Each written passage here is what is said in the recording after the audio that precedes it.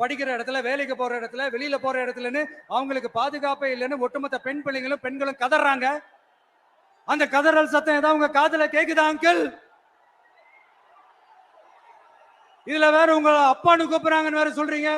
What is this uncle? Is very very wrong uncle, is very very wrong. பெண்களுக்கு மட்டுமா பொய் வாக்குறுதி கொடுத்து ஏமாத்துறீங்க? அரசு ஊழியர்கள், ஆசிரியர்களை ஏமாத்துறீங்க, விவசாயிகளை ஏமாத்துறீங்க, பரந்தூர்ல பாதிப்பே வராதுன்னு சொல்லி ஏமாத்துறீங்க, மீனவர்களை ஏமாத்துறீங்க, போதைப் பொருள் கலாச்சாரத்தை ஒழிக்காம ஏமாத்துறீங்க. ஐயோ ஐயோ ஐயோ, very very first uncle, very very first. எப்படி கேட்டாலும் இவங்க கிட்ட இருந்து எந்த பதிலும் வரப்போறதில்லை. ஏன்னா இருந்தா தானே. இப்ப ஆட்சியில இருக்கிற நம்மளுடைய அங்கிள் பதில் சொல்றது இருக்கட்டும். மக்களை நீங்க சொல்லுங்க, நீங்க உண்மையை சொல்லுங்க. செய்வோம் செய்வோம் செய்வோம் செய்வோம்னு சொன்னாங்களே, சொன்னதெல்லாம் செஞ்சாங்களா? உங்களை தான் கேக்குறேன், சொன்னதெல்லாம் செஞ்சாங்களா?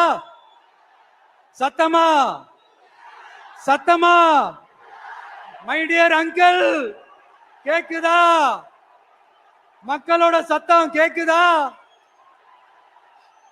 இது வெறும் சாதாரணமான முழக்கம் தான். கூடிய சீக்கிரம் மக்களை போய் சந்திக்க போறேன், அவங்களோட மனசு விட்டு பேச போறேன்.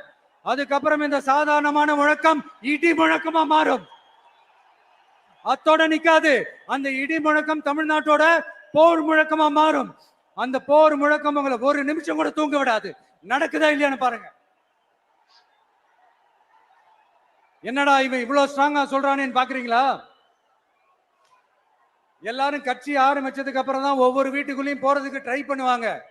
ஆனா நாங்க அப்படி இல்லை. ஒவ்வொரு வீட்டுக்குள்ளேயும் போனதுக்கு அப்புறம் தான் கட்சியாவே ஆரம்பிச்சிருக்கிறோம்.